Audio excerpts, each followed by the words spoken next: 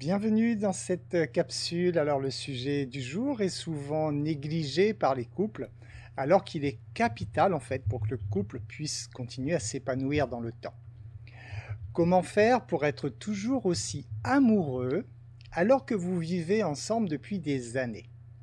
À la fin de cette vidéo, vous saurez comment faire pour entretenir la flamme au sein du couple. Alors, la passion et l'enthousiasme peuvent s'envoler rapidement au sein d'un couple, vous le savez. Les litiges deviennent de plus en plus fréquents. Votre partenaire ne vous regarde plus comme avant. Il ou elle semble être obsédé par le travail et les enfants.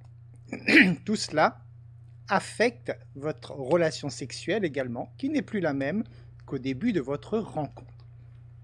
Alors, les couples ont tendance à s'ennuyer et à se critiquer mutuellement quand ils ne ressentent plus l'enthousiasme et la passion du début.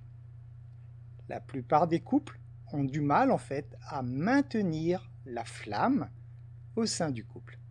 Alors, bien sûr, tous les couples traversent des moments qu'on va identifier comme difficiles, mais ils doivent apprendre en fait à s'en servir pour en ressortir plus forts. Lorsque vous entamez un travail de développement personnel, vous comprenez qu'une expérience de vie n'arrive pas par hasard et que vous avez en permanence le choix de souffrir de cette expérience si vous résistez à l'expérience ou d'en grandir. Donc c'est pareil naturellement au sein d'une relation de couple. C'est à vous de prendre conscience qu'un événement est là en fait pour vous aider à avancer, pour vous aider à évoluer. Et si vous n'avez pas compris cela, effectivement, vous risquez d'utiliser cet événement à mauvais escient et d'en souffrir plutôt que d'en grandir. Alors, les relations amoureuses doivent être entretenues, bien sûr, et il est important que vous suiviez les règles indispensables en fait pour préserver votre relation. C'est comme un feu de cheminée. Pour que la flamme persiste, eh bien vous devez l'alimenter sans cesse. C'est exactement pareil au niveau du couple. Si vous n'alimentez pas sans cesse la relation de couple, ça va s'éteindre tout simplement. Alors, les couples qui ne font pas l'effort de maintenir l'enthousiasme et une passion réciproque, eh bien, voient souvent ces sentiments effectivement s'envoler. Alors bien sûr que ces efforts doivent être réciproques. Retenez que l'humain a pour caractéristique de se conformer à ce qu'il observe. Ce qui signifie que si vous estimez que votre conjoint ne fait pas les efforts nécessaires pour entretenir cette flamme ou pour la rallumer, dites-vous bien qu'il vous suffit à vous déjà de prendre les devants. À vous de donner l'exemple pour que inconsciemment votre conjoint va se calquer sur vous et vous pourrez donc tous les deux dans un second temps remettre en place, remettre en route cette belle flamme. Alors, peut-être que vous avez cherché à convaincre l'autre que sa façon de faire n'est pas la bonne. Peut-être que vous lui avez dit que vous ne pouvez pas compter sur lui, qu'il s'y prend mal avec les enfants, etc. Alors, dans Les hommes viennent de Mars, les femmes de Vénus, de John Gray, je pense que vous connaissez tous ce livre qui est devenu une pièce de théâtre qui est vraiment très très connue. Si vous ne la connaissez pas, je vous encourage de lire cet ouvrage. Alors l'auteur dans cet ouvrage met en avant en fait les différences fondamentales qu'il y a entre les hommes et les femmes. Alors ces différences en fait doivent être vues comme des complémentarités et non pas comme des oppositions. Et c'est souvent le cas malheureusement. Souvent, ces différences sont vues comme l'autre est différent de moi, donc je ne peux pas l'accepter. Il faut que l'autre se conforme à moi pour que les choses aillent bien. Mais dans un couple, ce n'est pas possible. Un homme n'est pas une femme et vice-versa. Chacun a effectivement des caractéristiques qui lui sont propres. Et c'est pour ça d'ailleurs que cette complémentarité permet au couple de s'épanouir. Pour information, sachez que la blessure principale de l'homme. Vous savez qu'il y a 5 blessures chez l'être humain, mais il existe une blessure principale qui concerne tous les hommes et il existe une blessure principale qui concerne toutes les femmes. La blessure principale de l'homme, c'est l'impuissance. Celle de la femme, c'est le patriarcat. Alors ça veut dire quoi? L'impuissance, ça veut dire tout simplement qu'à chaque fois que vous ferez prendre conscience ou faire croire en tout cas à un homme qu'il n'est pas à la hauteur, qu'il n'est pas capable, donc qu'il est impuissant en quelque sorte de gérer la situation, vous réveillez complètement sa blessure, la blessure principale. Donc, et le patriarcat chez la femme, en fait, c'est le fait de penser que l'homme se croit supérieur. Voilà, c'est ainsi. Et à chaque fois, messieurs, que vous laisserez sous-entendre à une femme que vous êtes supérieur, que l'homme en tout cas est supérieur à la femme, là vous réveillez de plein fouet ces blessures, la blessure en tout cas principale de la femme. Donc ces différences en fait vont faire que la femme, elle devra apprendre à laisser l'homme se débrouiller par lui-même. C'est ce qu'il veut, l'homme, montrer qu'il est capable, donc il veut se débrouiller par lui-même. Et à chaque fois que la femme va intervenir pour aider son homme, alors qu'il n'y a pas eu de demande de la part de l'homme, à ce moment-là, ce sera perçu pour l'homme comme un affront, parce qu'à ce moment-là, c'est sa blessure principale qui est réveillée, et l'homme se dit « mais tu penses que je ne suis pas capable de le faire ?» Voilà, donc ça c'est, sachez que dans vos relations quotidiennes, c'est quelque chose qui va souvent survenir et à ce moment-là, il va falloir être prudent. De même, l'homme, à son tour, lui devra apprendre en fait à accepter la gestion plus émotionnelle de la femme. La femme gère à travers ses émotions.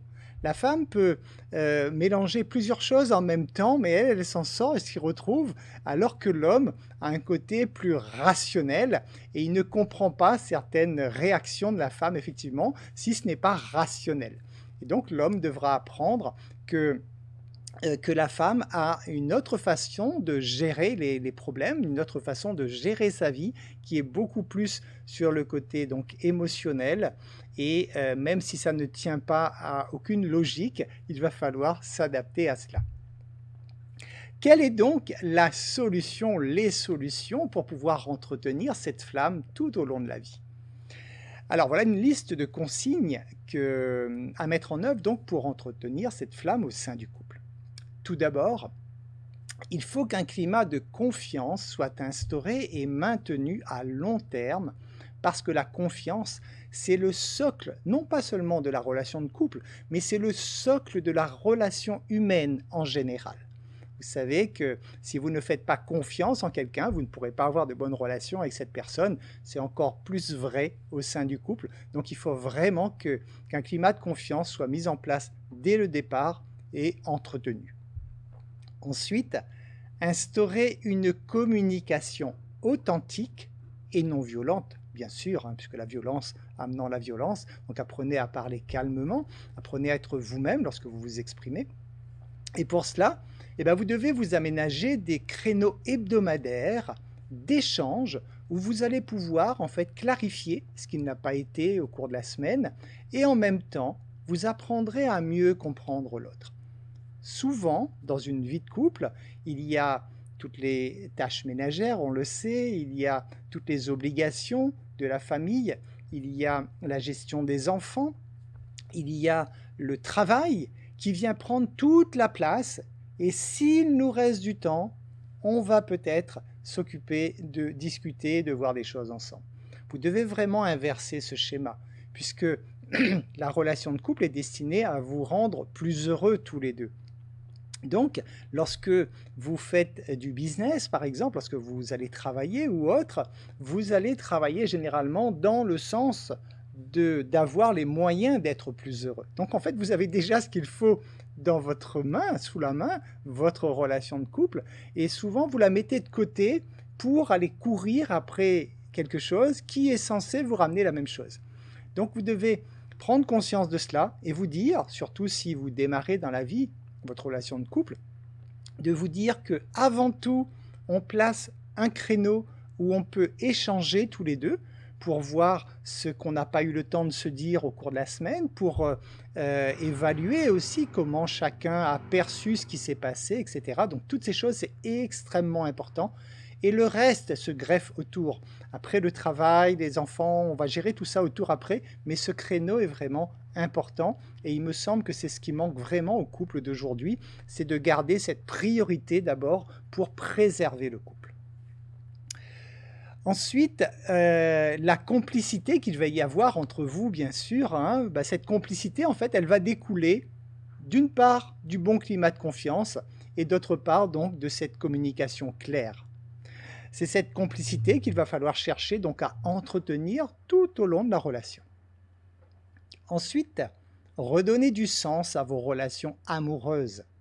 Pour cela, vous pouvez échanger des messages positifs, par exemple, tous les jours, et affectueux également, qui vous font ressortir les sentiments que vous éprouvez l'un pour l'autre. C'est ça, mettre du bois dans la cheminée, ce sont ces petits messages qui vous permettent donc d'entretenir cette complicité et le sens amoureux de votre relation.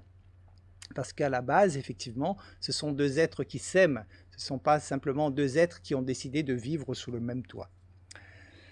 Pensez également, un point important, hein, que les besoins sexuels d'un partenaire peuvent être plus importants l'un que pour l'autre.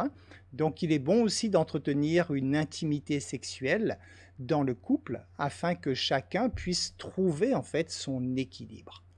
Là aussi, pour les relations intimes, il faudra surveiller à ce qu'elles ne disparaissent pas dans le temps.